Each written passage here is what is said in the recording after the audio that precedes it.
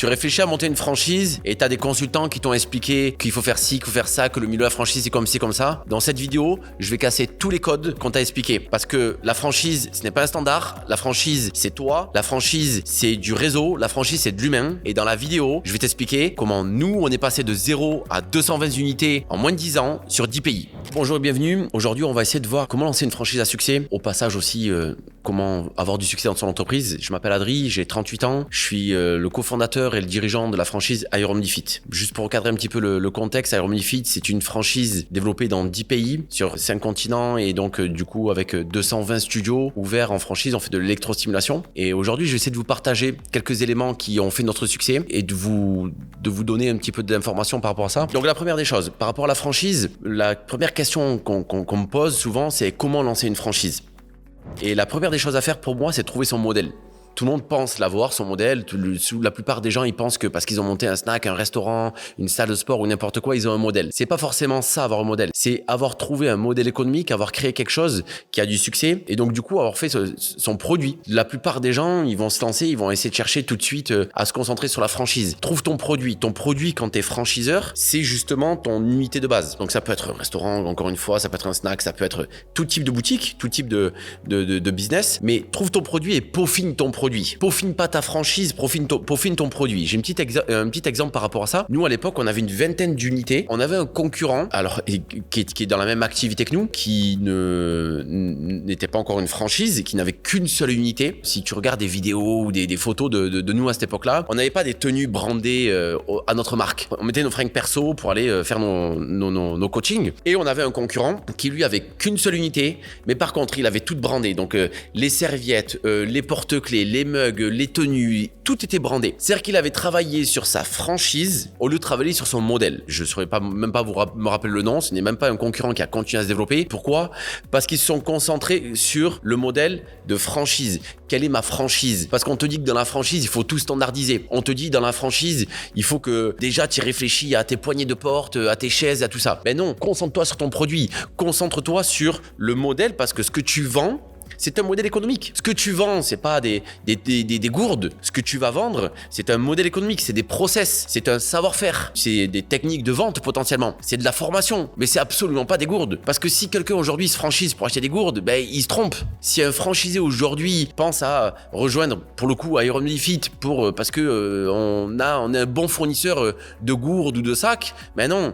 Aujourd'hui, tu as des fournisseurs de partout sur Internet et ça c'est devenu tellement accessible à tout le monde que ce n'est plus, en tout cas aujourd'hui, une raison de se franchiser. Ça l'a peut-être été dans le temps, ou ça l'est peut-être pour d'autres activités, où le franchiseur est fournisseur en même temps de produits et qu'il a un savoir-faire ou là des prix d'achat qui sont vraiment intéressants. Donc déjà, il faut se concentrer. Pour moi, la première des choses, ton produit, c'est ton premier modèle, ta première unité, il faut que tu te concentres dessus. Et il faut que tu arrives non pas à la rendre parfaite, parce que ça, c'est encore une erreur que font les gens, à mon sens, avant de lancer une franchise, c'est que ils essaient de faire le truc parfait. Non, cherche pas à ce que ce soit parfait, parce que ta première étape, ça va être de le faire marcher. Ta deuxième étape, ça va être de le dupliquer, donc de trouver un premier franchisé ou toi, de l'ouvrir une deuxième fois. Et ta troisième étape, ça va être de commencer à le mettre à l'échelle et de réussir à passer de 1 à 10. D'accord ? Après, une fois que tu es arrivé à 10, là, tu vas pouvoir commencer à perfectionner ton modèle, à perfectionner ton produit, parce que potentiellement, tu te seras rendu compte que en grimpant à l'échelle, il y avait des choses auxquelles tu n'aurais pas pu anticiper, que tu n'aurais pas pu penser avant. Si tu as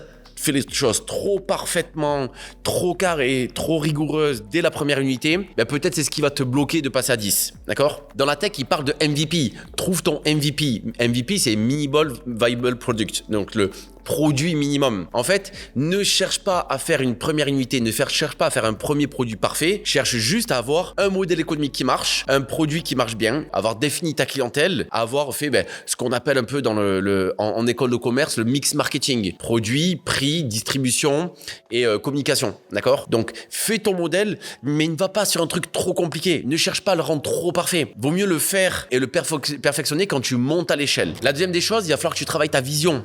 Ta vision, où est-ce que tu as envie d'aller ? Nous, c'est quelque chose c'est une question qu'on nous a posée. On a eu un consultant qui, dans les premiers mois, il nous a posé la question, il nous a dit « En quoi tu changes la face du monde ?» Et donc, du coup, là, en fait, quand tu montes ta première unité, quand tu investis tout ton argent dans ta première unité et que tu as un gars qui te demande en quoi tu changes la face du monde, tu as envie de lui répondre « Je change pas la face du monde. Je ne cherche même pas à changer la face du monde. Je cherche juste à mettre en place un concept et à gagner ma vie. » Tu comprends? Mais en fait, c'est une réalité. Tu dois te poser cette question-là. Parce que si tu veux monter une franchise, ça veut dire que tu vas vouloir ouvrir des dizaines, des centaines, des milliers d'unités et tu dois avoir une vision. Tu vas être capable de partager une vision avec des franchisés. Tu dois être capable de partager une vision avec des équipes et tu dois être capable d'entraîner ces personnes-là avec toi dans ta vision. Donc, la vision et je dirais la culture vont aller ensemble. Quelle va être ta culture d'entreprise? Nous, par exemple, dès le début, on savait qu'on voulait absolument que les gens aient des résultats. C'est-à-dire qu'on a construit notre ADN, on a construit notre culture d'entreprise autour des résultats. Aussi bien des résultats de franchisés que des résultats de clients en studio. On fait des studios d'électrostimulation. Le but était là. C'était vraiment quelque chose qui était indispensable et qu'on a transmis très rapidement et qu'on a commencé à transmettre et qu'on a mis en place des processus de transmission parce qu'en fait la franchise c'est monter à l'échelle. Alors c'est bien, c'est simple quand tu dois ouvrir 1, 2, 3 unités, mais quand tu dois trouver des entrepreneurs indépendants qui eux aussi vont devoir adhérer à ta vision, à ta culture et que eux vont recruter des personnes, eh ben il va falloir réussir à mettre en place les bons process de transmission de cette culture et de cette vision. Mais avant tout, il faut que tu arrives à la définir. Alors te mets pas non plus trop de pression parce qu'il y en a, ils vont se mettre autour d'un papier, ils n'auront pas monté leur première unité, ils vont se dire ok, quelle est ma vision, quelle est ma culture? T'inquiète pas, ça va se définir avec le temps. Mais commence à y penser. Commence à te demander en quoi je peux avoir un impact sur des dizaines et des milliers de personnes. En quoi je dois avoir un impact sur des dizaines et des milliers de personnes. En quoi ce business que je monte doit partir à l'échelle. Parce qu'en fait, s'il doit pas partir à l'échelle et qu'il n'y a pas vraiment de logique à ça, la franchise n'est peut-être pas le bon modèle économique. Après, chez nous, c'est quelque chose sur lequel on avait été bon, c'est qu'on s'est concentré dès le début et très rapidement sur le modèle économique du franchisé. Quel est le modèle économique? Comment le franchisé gagne sa vie? On te dit que par exemple, McDo, c'est tant de revenus au mètre carré. Mais c'est vrai que tu vends un modèle économique. Quand tu vends de la franchise, quand un franchisé va rejoindre ton réseau, ben lui, il achète un savoir-faire, du marketing et tout un tas de choses, mais principalement un modèle économique. Ben parce qu'il veut de la rentabilité. Et toi, si tu veux un franchisé satisfait, si tu veux un franchisé qui a du résultat, ben automatiquement, même s'il y a d'autres aspects qui sont importants, à la fin des fins, il faut qu'il gagne sa vie. Parce que s'il gagne pas sa vie, ben il restera pas. Et s'il reste pas, ben ton réseau n'a plus de sens et ça ne se développe pas. Il y a le système de formation aussi. Quel système de formation je vais mettre en place? Parce que, ben encore une fois, si tu vas monter à l'échelle, il va falloir mettre en place un système de formation. Et quand je dis monter à l'échelle, c'est première année, tu seras seul, deuxième année, tu seras 3. Après, ben, tu vas te retrouver à 10, 20, 30, 50, 100. Nous, aujourd'hui, on a ouvert l'année dernière 54 unités. Imagine-toi 54 unités avec 3 personnes par unité. Ça fait quelque chose comme 150, 200 personnes à former dans l'année. Et je te parle même pas du turnover qu'il y a dans le réseau. Donc, entre 150 et 200 personnes, il faut que tu commences à anticiper ton système de formation. Mais ton système de formation, c'est pas juste avoir une plateforme e-learning. C'est sur quoi je dois former. Quels sont les points importants? Est-ce que je vais former humainement? Est-ce que je vais, quand je dis humainement, pardon, c'est en personne? Est-ce que je vais faire ça en numérique? Est-ce que je vais faire ça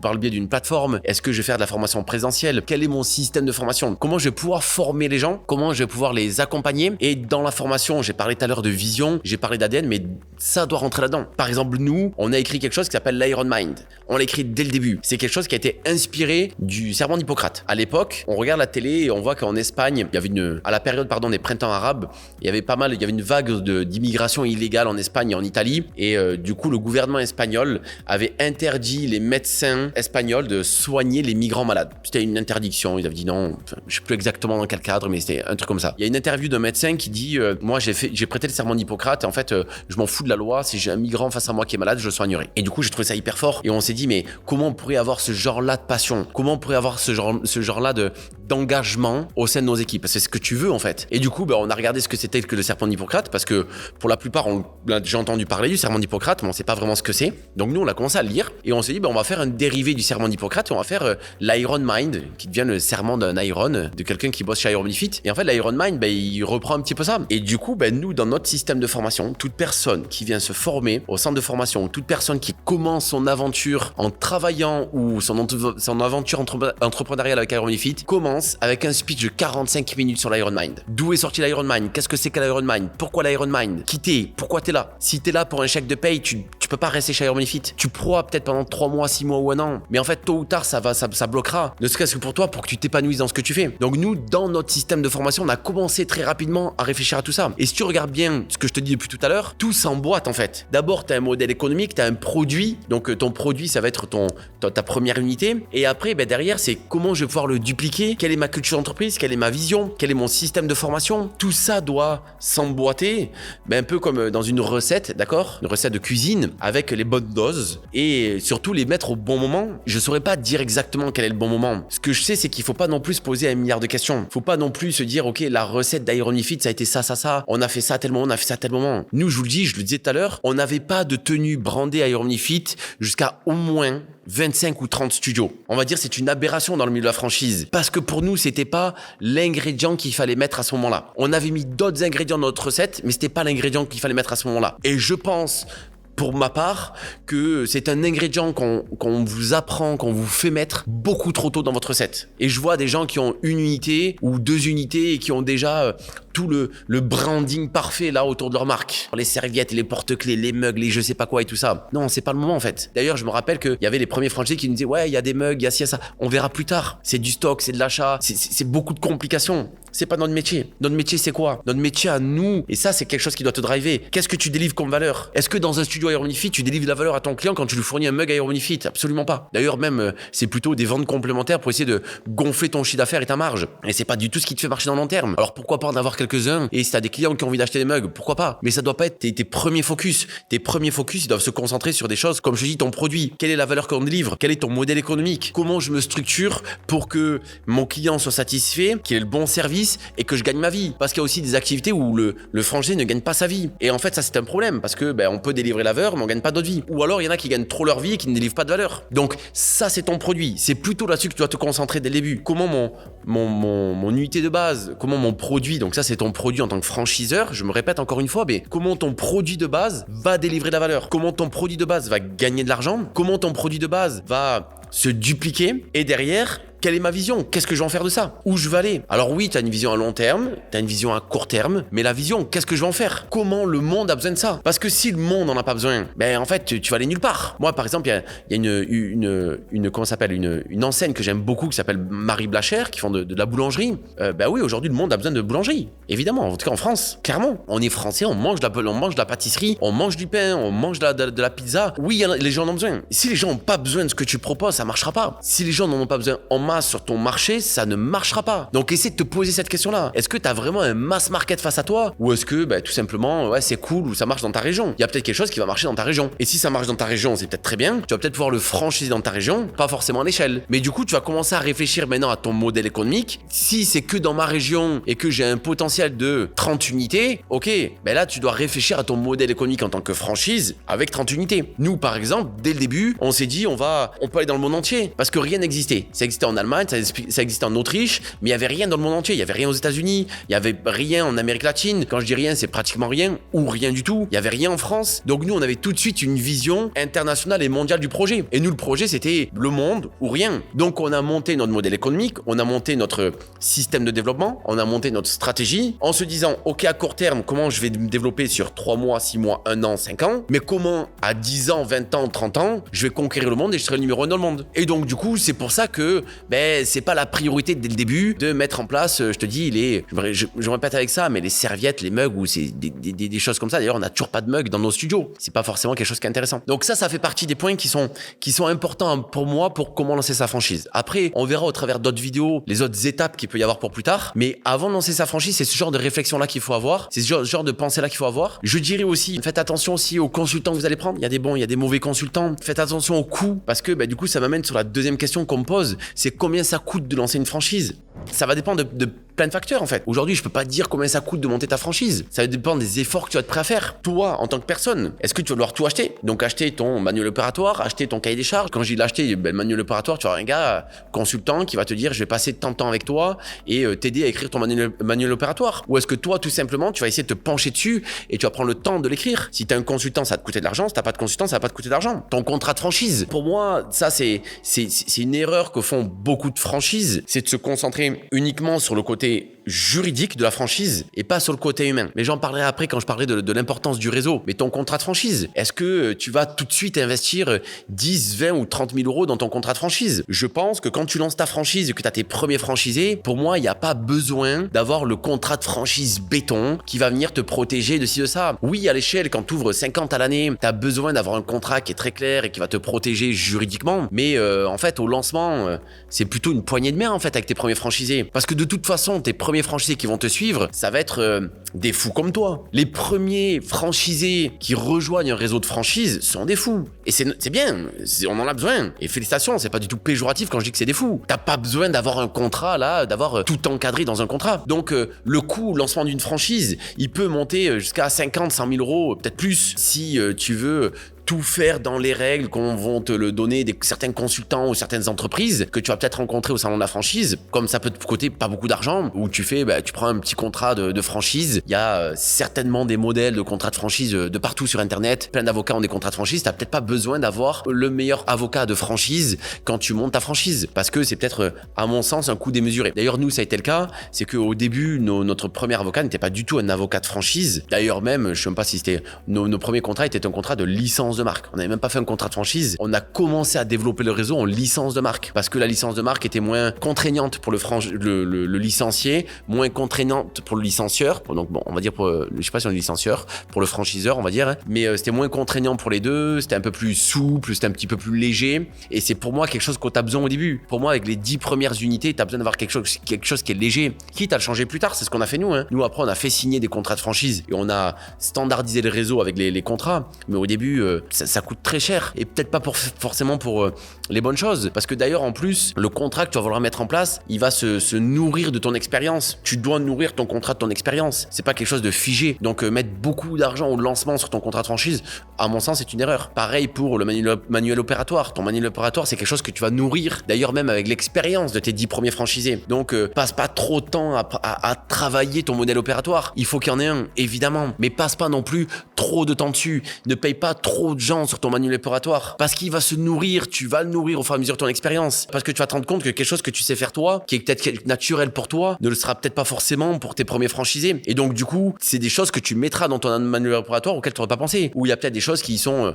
trop complexes et que tu mettras pas dans ton manuel opératoire. Donc c'est pareil, ça revient à cette idée du MVP en fait, ton minimum produit, ton produit minimum que tu vas venir nourrir. Moi je pense aujourd'hui vraiment, si tu veux lancer une franchise, tu as un concept qui marche ou tu as une idée en tête, donc tu es vraiment à l'étape de soit d'idées, soit tu as un concept que déjà pose-toi un petit peu la question si c'est franchisable, évidemment, s'il y a du marché, s'il y a du potentiel, quelle est ta culture, qu'est-ce que tu as envie de partager, pourquoi tu dois monter à l'échelle, combien ça coûte, fais en sorte que ça te coûte le minimum, n'investis pas des masses, parce qu'en plus dans le pire des cas, si demain tu investis je sais pas combien, des dizaines, des centaines de milliers d'euros et que finalement ça marche pas, tu auras peut-être bouffé la feuille de match, alors qu'au début tu as un concept qui marche bien avec 1, 2, 3 unités. Donc si tu as un concept qui marche bien avec 1, 2, 3 unités, ça c'est ta première base, fais en sorte de pas la mettre en danger avec ta croissance, avec ta tentative de franchisage. On m'a posé la question, donc, les 5 erreurs que peut faire un franchiseur. La première des erreurs, ce serait de rentrer dans les standards de la franchise. Pour moi, le milieu de la franchise, c'est un milieu qui n'a pas beaucoup évolué depuis McDo, on va dire, qui font partie des premières franchises. Je pense qu'il y a tout un tas de standards aujourd'hui en franchise qui sont des erreurs. Pour l'exemple, l'animateur réseau. Aujourd'hui, c'est normal de monter une franchise, de dire j'ai un animateur réseau qui va faire le tour de France et qui va aller faire le tour des unités. Alors peut-être dans certains métiers, parce qu'il y a des contrôles à faire, je pense notamment à la food, où il y a peut-être des contrôles sanitaires à faire et ainsi de suite. Je dirais pourquoi pas. Mais du coup, c'est pas un animateur réseau, c'est plutôt un contrôle qualité. C'est plutôt un audit qualité. Et vous allez voir que pour moi, il y a d'autres façons de faire de l'audit qualité et nous, on en fait. Donc, ce serait de rentrer dans les standards de la franchise. Pour moi, aujourd'hui, un animateur réseau qui tourne de partout en France, qui coûte beaucoup d'argent aux franchisés, parce que le franchisé le paye à la fin des fins, qui coûte beaucoup d'argent en voiture, déplacement, logement, repas, qui n'a pas le temps du coup de s'occuper de tout le monde, parce que quand tu es dans une unité, t'es pas en train de répondre aux autres, donc tu délaisses tout le reste du réseau pour une seule personne. Cette personne-là coûte très cher et pour moi ça c'est une erreur, par exemple, qui rentre dans les standards de la franchise. Aujourd'hui c'est très commun, nous on en a pas et on nous demande tout le temps oui mais comment ça se fait que vous n'avez pas d'animateur réseau? On a des animateurs réseau mais absolument pas dans ces standards-là. Donc je disais tout à l'heure par rapport au fait qu'on va devoir avoir tout le comment ça s'appelle, package complet pour le franchisé, tu dois lui vendre les chaises et les tables et ci et ça. Par exemple, je trouve que c'est quelque chose qui n'est plus adapté aujourd'hui et que un franchisé ne rejoint pas une franchise pour savoir comment acheter une table. Tu vois ce que je veux dire? Aujourd'hui, c'était peut-être valable il y a 50 ans. Aujourd'hui, n'importe qui sur internet peut commander des produits en Chine ou n'importe où et se procurer, avoir une capacité comme avaient à l'époque les franchiseurs d'être une centrale d'achat. Moi, je vois même des franchisés, nous, on a une centrale d'achat maintenant, là, mais on a des franchisés qui ont des meilleurs prix sur certains produits en passant par un distributeur local. Parce que le distributeur local fait du volume, parce que le distributeur local se fournit en Chine. Et du coup, c'est là où, quand je parle des standards de la franchise, c'est ces standards-là, en fait. Je pense qu'une des premières erreurs, c'est de faire attention à ne pas rentrer trop dans les standards de la franchise. Je saurais pas citer tous les exemples, mais je sais que moi, ça a été une de mes convictions dès le début, c'est de ne recruter que des gens qui n'avaient jamais travaillé dans la franchise. C'était important. Et pas des gens qui arrivent en disant oui, mais dans la franchise, on fait comme ça. À chaque fois qu'on m'a dit dans la franchise, on fait comme ça, c'est quelque chose qui m'a rebuté et j'ai dit non, ça, il va falloir qu'on change et qu'on le fasse autrement. Les on fait comme ça, c'est comme ça que ça se fait, c'est comme ça qu'est le marché. Pour moi, ça, c'est un premier indicateur de problème. Le deuxième, c'est de faire un modèle économique où le franchise est un citron. Quand je dis c'est un citron, en fait, dans le sens où c'est un citron que tu vas presser pour en récupérer la pulpe et lui, il ne va pas lui rester grand chose. Alors là, je suis désolé à tous les spécialistes du milieu de la franchise qui vont pas être contents avec ce que je dis, mais je suis désolé, mais c'est comme ça. C'est une conviction que j'ai depuis 10 ans et que j'ai encore aujourd'hui. Le milieu de la franchise est tellement orienté pour le franchiseur et pas du tout pour le franchisé. Le franchisé est un citron que le franchiseur presse pour gagner sa vie. Tout est mis en place pour ne pas qu'il parte, en fait. Tout est mis en place, donc faut qu'il gagne un peu, mais pas trop. Et j'entends des choses comme ça, mais qui sont scandaleuses pour moi. Le franchisé n'est pas un citron. Le franchisé est ton client, c'est ton cœur de métier. Le réseau est la chose la plus précieuse que tu as. Et en fait, je vois trop de franchises qui montent un modèle économique où le franchisé est un citron. Et la répartition de valeur n'est pas équitable. Pour moi, la répartition de valeur doit être équitable entre le franchiseur et le franchisé. C'est très important. Le franchisé doit gagner sa vie, le franchisé doit s'épanouir, le franchisé doit apporter au réseau et ne doit pas être juste un citron qu'on presse pour gagner sa vie. Ça va rejoindre un petit peu le point numéro 1, mais c'est de réfléchir comme dans les années 50. Aujourd'hui, je pense qu'un franchiseur doit réfléchir avec son temps, on doit réfléchir en numérique, on doit réfléchir en IA, on doit réfléchir en actuel. Par exemple, dans les années 50, la communication n'était pas quelque chose d'accessible. C'est-à-dire que c'était réservé, la communication, à des gens qui étaient des spécialistes, qui avaient fait des études pour et qui avaient les contacts pour. C'est-à-dire qu'il y a 40 ans, même 15 ans en arrière, il y a 15 ans en arrière, tu ne pouvais pas faire de la pub comme tu voulais. Il y avait des agences spécialisées là-dedans qui avaient les contacts dans certains magazines, ainsi de suite. Aujourd'hui, la communication, le marketing est devenu quelque chose d'accessible à tout le monde. D'ailleurs, c'est un de mes reproches là à toutes ces agences marketing. Tout le monde est venu agence marketing. C'est-à-dire que dans les 3 dernières années, il y a eu une naissance là d'agences marketing, notamment de digital marketing, qui est incroyable. Mais c'est-à-dire qu'aujourd'hui, n'importe qui a la possibilité d'avoir cette information par rapport au marketing, par rapport à la communication, a accès à tous les supports de communication. Aujourd'hui, peu importe qui t'es, tu peux passer à la télé. Aujourd'hui, peu importe qui t'es, tu peux passer sur des médias comme Instagram ou Facebook qui sont bien plus puissants que la télé. On l'a vu avec les influenceurs et tout ça. Et n'importe qui peut le faire. T'as un compte Facebook, tu crées ta page et derrière, t'as accès à toute cette audience-là. Et donc, du coup, quand je dis réfléchir comme dans les années 50, c'est dire, ouais, mais en fait, je monte ma franchise pour le marketing. Non, c'est pas ce que tu dois apporter à ton franchisé, le marketing. La communication, le marketing, évidemment, vont être importantes. Je suis pas en train de dire ça. Je suis en train de dire que c'est pas l'apport aujourd'hui dont tu as besoin un franchisé. L'apport en communication, l'apport en marketing, l'apport en animation réseau, à tourner dans les studios, c'est pas ça dont ils ont besoin. Aujourd'hui, ils ont besoin de soutien. Aujourd'hui, ils ont besoin d'anticipation. Quand je dis de soutien, c'est soutien au quotidien. En tout cas, c'est ma vision, c'est ce qu'on fait nous. C'est qu'on est pratiquement disponible. La dernière fois, il y a une franchisée, je demandais de faire un témoignage. Elle a dit on est pratiquement disponible 24 heures sur 24, 7 jours sur 7. Ça, c'est ce dont tu as besoin un franchisé. Il a besoin d'être accompagné. Il y avait une statistique qui disait que 4 entreprises sur 5 ne passaient pas les 3 ans. Et en franchise, c'est inversé. C'est 4 entreprises sur 5 passent les 3 ans. Vous savez pourquoi? Parce qu'en fait, en franchise, t'es pas seul. Ça, c'est quelque chose dont t'as besoin de mettre en place dans ta franchise. De créer une communauté. De faire en sorte que le franchisé ne se sente pas seul. Et pas juste le franchisé se sente comme un élève à l'école à qui on va taper sur les doigts. Et dernière fois, j'ai une franchisée qui me dit, elle a assisté à des conférences au salon de la franchise. Et elle me dit, mais vous faites pas du tout ce que font, ce qu'ils disent dans les conférences. Je dis, oulala, qu'est-ce que j'ai fait comme connerie encore? Elle me dit, non, mais justement, c'est bien. Parce que eux, ils disent d'être une dictature, en fait. C'est, je suis le franchiseur, je suis le roi, je fais ce que je veux, je te dis ce que tu fais, tu te tais, t'appliques. C'était comme ça dans les années 50. C'est peut-être comme ça aux États-Unis qui ont une culture différente de la franchise. Ça ne l'est pas en France. On est des rebelles, les Français. Parce que là, je m'adresse à un public francophone, en fait. Mais tu veux lancer une franchise en France et tu ne prends pas en compte la culture de ton pays. Tu ne prends pas en compte la culture des entrepreneurs. Tu ne prends pas en compte les éléments actuels, comme je dis, d'évolution sociétale. Non, on n'est plus dans les années 50. Aujourd'hui, il y a l'IA, il y a la numérisation, il y a tout un tas d'outils et de facteurs qui font qu'il faut absolument s'adapter. J'en ai parlé tout à l'heure. Du coup, là, ça fait mon lien avec le fait de réfléchir en termes de dictature. Et je pense que ça, c'est une erreur. Réfléchir en termes de dictature. Moi, je vais utiliser un terme qui va être peut-être un peu plus perturbant. Il faut quand même, en tant que franchise, il faut l'accepter, d'accord? Il faut le comprendre, l'accepter. Et il faut que les franchisés, il faut réussir à le faire accepter aux franchisés. Mais effectivement, en tant que franchiseur, tu dois quand même driver. Tu dois être le capitaine, tu dois driver le truc. Et donc ça, c'est une réalité. Tu dois prendre des décisions décisions et à un moment donné, tu es seul face à tes décisions. Même si tu dois écouter, prendre en compte le réseau et te nourrir du réseau, à un moment donné, il faut prendre des décisions et tu dois assumer tes décisions qui seront bonnes ou mauvaises en fonction du marché, en fonction des résultats qu'il y aura. C'est pour ça que moi, je dirais que peut-être que ça avait son sens à l'époque d'être une dictature en tant que franchise. Moi, je dirais qu'aujourd'hui, il faut tendre vers une dictature libérale. Alors, je suis pas un grand pro d'économie et de politique et tout ça, mais ce que j'entends par dictature libérale, c'est que oui, à un moment donné, tu dois être le capitaine. Oui, à un moment donné, tu dois poser des jalons sur certains sujets et mettre en place des projets, mettre en place des choses et prendre des décisions. Mais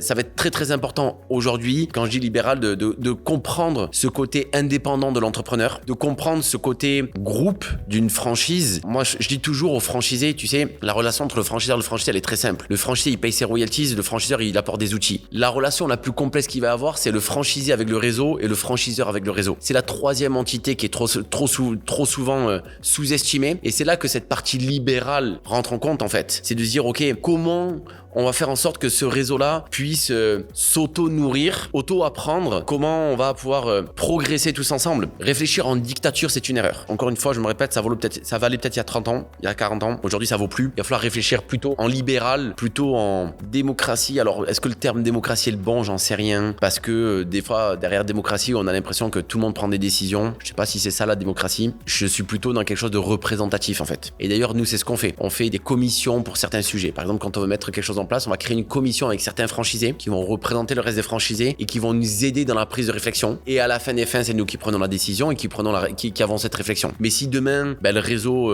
nous met un gros stop et que l'ensemble du réseau nous met un gros stop sur un projet, à un moment donné, tu es obligé de prendre conscience de ces choses-là. Et qui m'amène au dernier point de penser uniquement en termes juridiques, c'est une erreur aussi. Moi, j'ai un truc que je dis à mes équipes, si on doit mettre sur le tapis le contrat de franchise avec nos franchisés, c'est qu'on a fait on a un gros problème et on a fait des grosses erreurs. Pour moi, quand un franchisé doit venir par exemple au séminaire, t'as pas besoin d'avoir un article dans ton contrat de franchise pour dire tu viens au séminaire parce que c'est écrit dans ton contrat de franchise. Et d'ailleurs, si t'as besoin de ton contrat de franchise pour que ton franchisé vienne au séminaire, c'est que soit ton séminaire est pourri, soit t'as pas de vision, soit t'as pas de leadership, mais tu vois, c'est pas ton contrat de franchise en fait qui bloque ça. C'est pas ton contrat de franchise qui va t'amener à ça. Travaille ton leadership, travaille ta vision, travaille ton événement. Si t'as envie de faire des événements, d'ailleurs, je vous conseille de faire des événements. Je vous conseille de faire du séminaire. Nous, c'est des moments qui sont tellement importants dans la vie de la franchise. Mais du coup, je vois trop de gens qui se concentrent sur le contrat de franchise. Le contrat de franchise, sincèrement, pour moi, il est là le jour où t'as des problèmes. Mais en fait, le jour où t'as des problèmes avec ton franchisé, c'est qu'il y a eu des problèmes avant. À mon sens, en tant que franchiseur, tu dois beaucoup plus te concentrer sur le fait de penser à ton réseau, le fait de penser à servir ton réseau, le fait de penser à faire en sorte que chaque franchisé serve le réseau en écosystème, en fait, de protéger cet écosystème plutôt que de penser juridique. Je trouve que quand t'es franchiseur au début, tes consultants, ils t'amènent trop à aller chercher ça. Ils t'amènent trop à, oui, ton contrat de franchise, oui,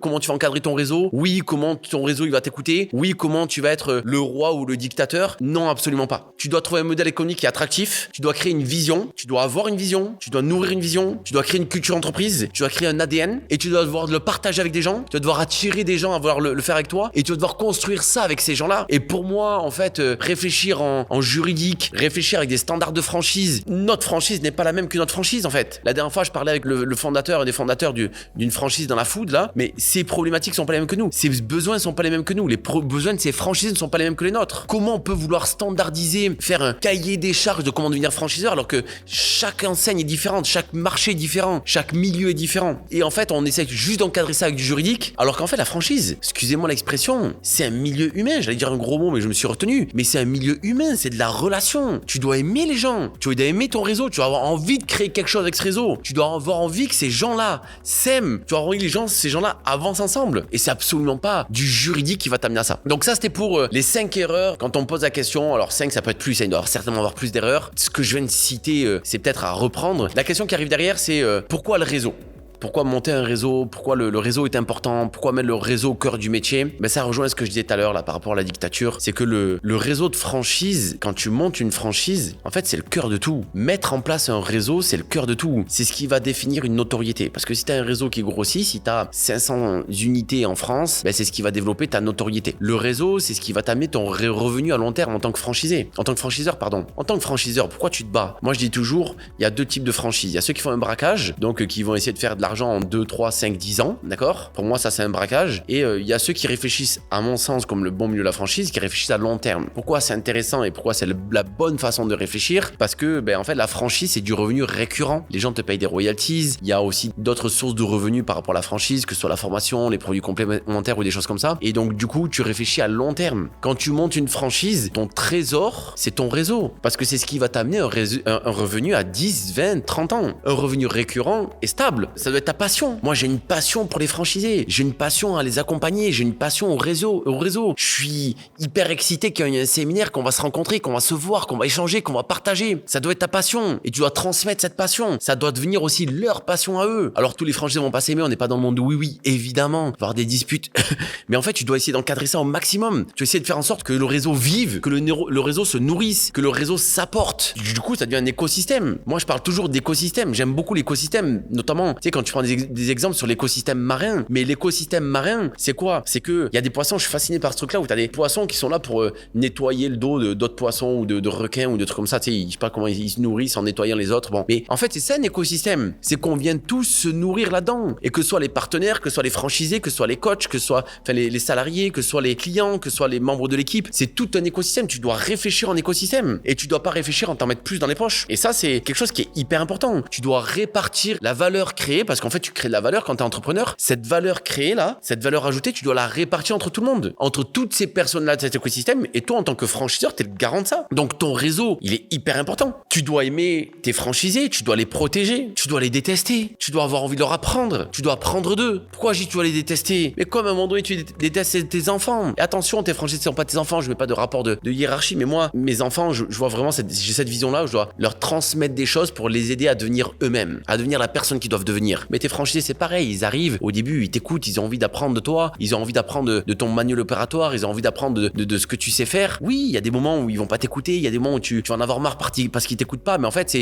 quand je dis détester, c'est de l'amour qu'il y a derrière, en fait. Tu comprends ce que je veux dire? Tu dois vivre toutes ces émotions-là avec ton réseau et pas être robotique, pas être non, ils sont là pour être là, ils sont là pour payer des royalties, je suis là pour leur fournir, non. Et c'est la magie en franchise, hein. C'est d'ailleurs moi ce qui m'a poussé à monter une franchise, c'est ce qui me pousse à ne pas ouvrir nous-mêmes des unités en propre, parce qu'en fait, le principe de la franchise, c'est justement d'avoir affaire à des entrepreneurs. Et pour moi, c'est pas la même chose de développer une entreprise avec 700 salariés ou d'avoir des entrepreneurs, d'accord, de travailler avec des entrepreneurs qui, eux, vont développer un réseau de 700 employés. Moi, aujourd'hui, je m'épanouis à travailler avec des entrepreneurs qui ont envie d'apprendre, qui ont envie de progresser. Tu les vois progresser 1 an, 2 ans, 3 ans, 6 ans, 10 ans. Tu les vois progresser, tu évolues avec eux, t'apprends d'eux, tu apprends avec eux, tu leur apprends des choses. Ils sont ton monde et pas ton portefeuille. Ton réseau doit être ton monde et pas ton portefeuille. Ça, c'est hyper important quand tu montes une franchise. Si tu leur donnes, ils te le rendront avec un revenu récurrent pendant les 20 prochaines années. Et c'est ça, en fait, que tu dois avoir en tête quand t'es franchiseur. Quand t'es franchiseur, tu dois avoir en tête que tu dois servir ton réseau, tu dois créer ton réseau parce que c'est une entreprise, c'est une aventure incroyable. Évidemment que ça doit être une entreprise rentable. Évidemment que t'as envie de faire de l'argent, que t'as envie de faire des bénéfices et tout ce qu'il y a avec. Mais en fait, tes bénéfices seront une conséquence d'avoir un réseau fort, d'avoir un réseau soudé, d'avoir un réseau qui avance, d'avoir un réseau qui gagne sa vie et d'avoir